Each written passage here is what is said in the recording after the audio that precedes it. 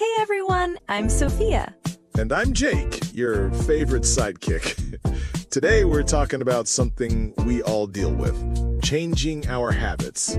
Yes. Jake, you've talked before about how hard it was for you to change your old habits. Can you share more?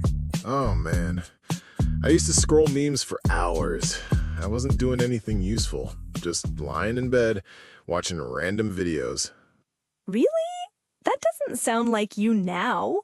I know, right? But it wasn't easy. I tried to change many times and failed. It took time, a lot of time. So, why is it so hard for people to change? Some people change fast, but others keep doing the same bad habits. Maybe they were playing life on easy mode? Nope. Sadly, there's no easy mode. But here's the good news. It's not about being lucky. It's science. If we understand why change is hard and use some simple tools, we can change too. Let's do it. So, what's stopping us? Before we talk about the solutions, let's be real. What are the 5 main things that stop us from changing? I'm ready. Hit me with them. Okay. Enemy number 1, perfectionism. Wait, isn't wanting to be perfect a good thing? Not always. A perfectionist waits for the perfect moment to start, but that moment never comes. Oh, you mean like saying, I'll start learning English when I have 2 hours free every day. Exactly. But that day may never come. You just described my life.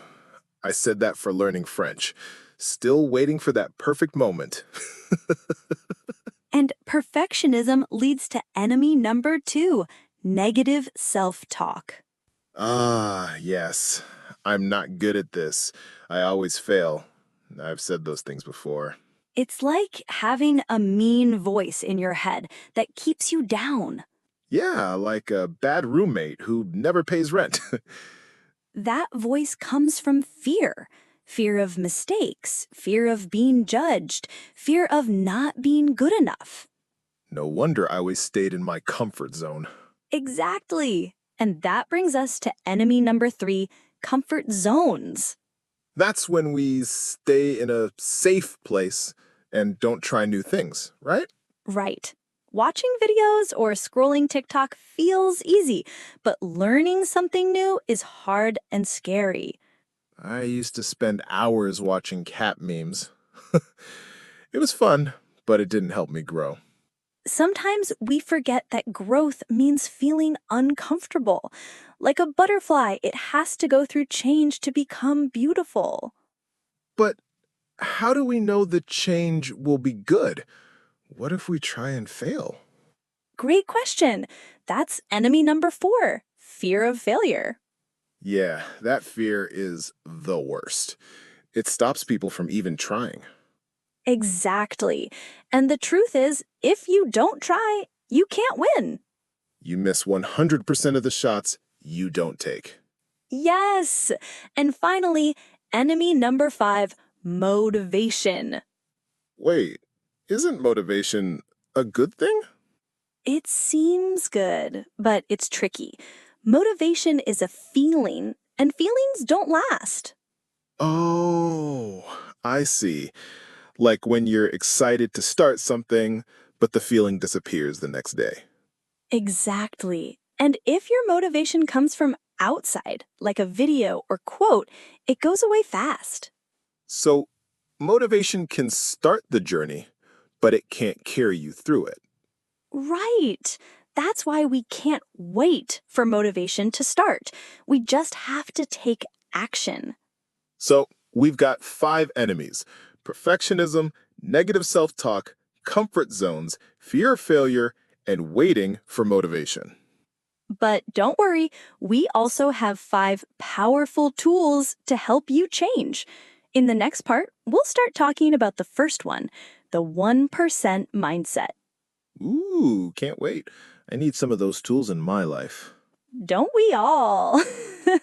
Stay with us. Part 2 is coming up next. All right, Now let's dive into the good stuff. How to actually change your habits. Yes, in part one, we talked about the 5 big enemies that hold us back. Now we'll share 4 simple tools to help you move forward.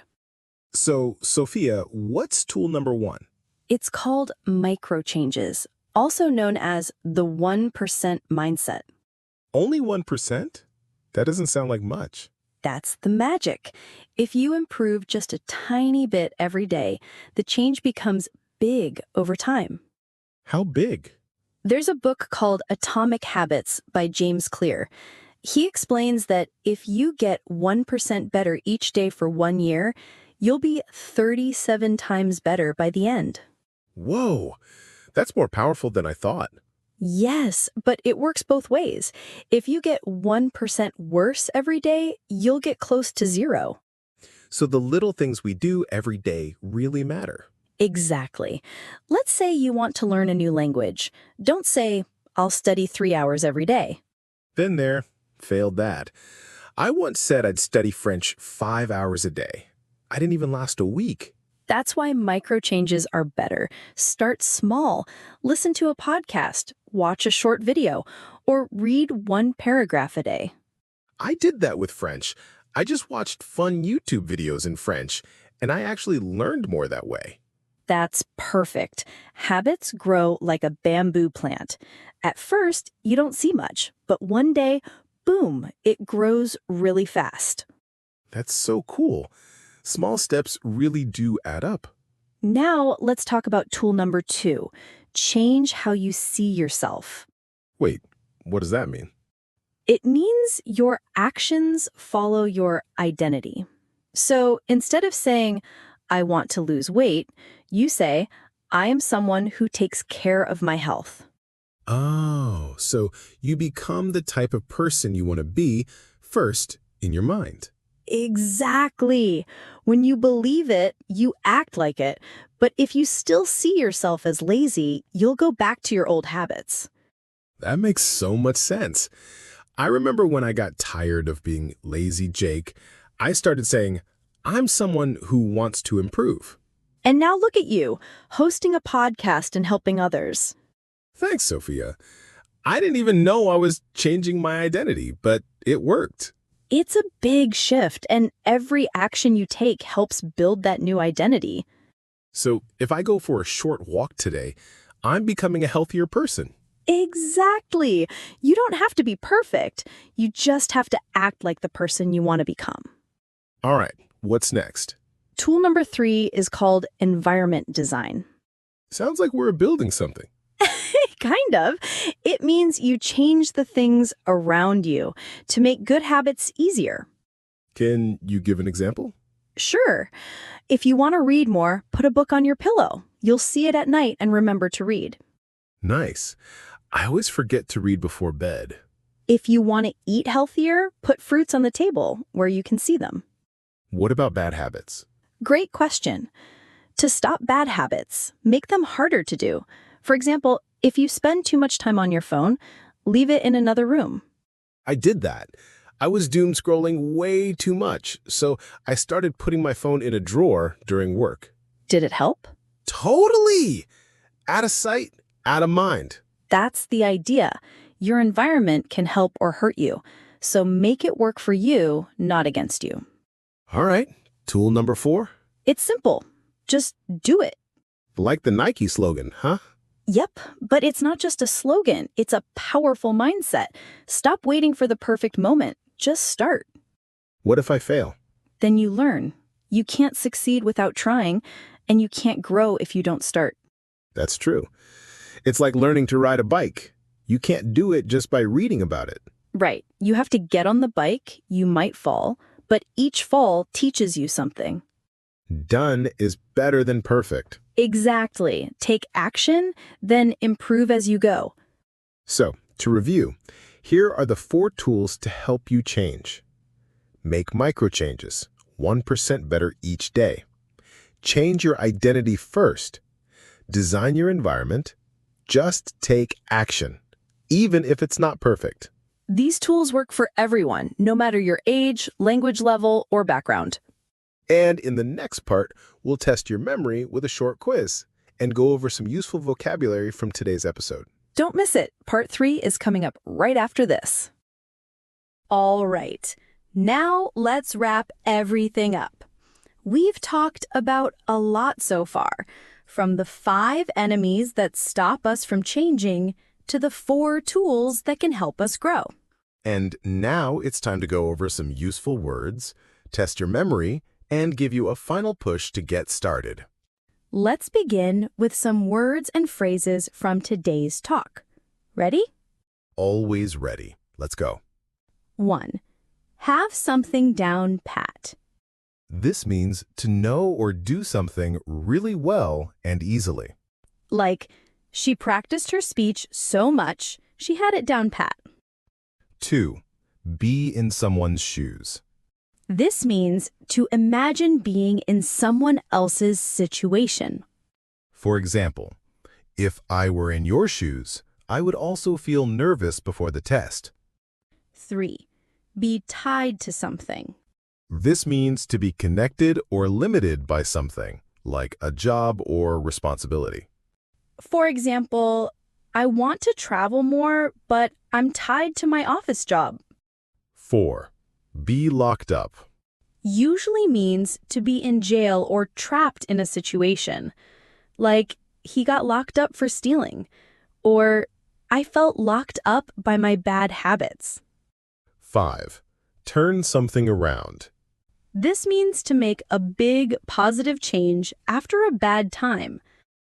Example, after months of being lazy, I turned my life around by waking up early and exercising. All right, now let's see how much you remember. I'll ask, you answer. Question 1. Why is motivation not always reliable? Because motivation comes from feelings, and feelings can change quickly. Correct. You can't depend only on motivation to reach your goals. Question 2. Why should you change how you see yourself before you change your actions? Because if your actions don't match your self-image, your habits won't last. Exactly. Your new identity helps your new habits stick. Question 3. What's one example of environment design? Putting a book on your pillow so you remember to read before bed. Yes, that's a great example of using your space to support your goals. Question 4. What does the 1% mindset teach us? That small improvements every day add up to big results over time. Perfect. You don't have to do everything at once. Just one small step a day. Now let's put it all together. Remember, you're not lazy or broken. You might just need better tools. Exactly. Maybe you failed in the past because you didn't know how to win. Now you do. So, here's your challenge. Choose one tool we talked about today and take action on it. Pick one, just one. That's all you need to start. Maybe it's putting your phone away when you study, or going for a 5-minute walk, or saying out loud, I am someone who wants to improve. You don't have to wait for next week or next year. The best time to start is now. Like the saying goes, the best time to plant a tree was 20 years ago. The second best time is today. So, go plant your tree. Start small, start today. Thank you so much for listening. If this episode helped you, share it with a friend. Or even better, take action right now. We're proud of you, and we believe in your ability to grow. This was Chill English Channel, learning real English and real life skills. See you next time.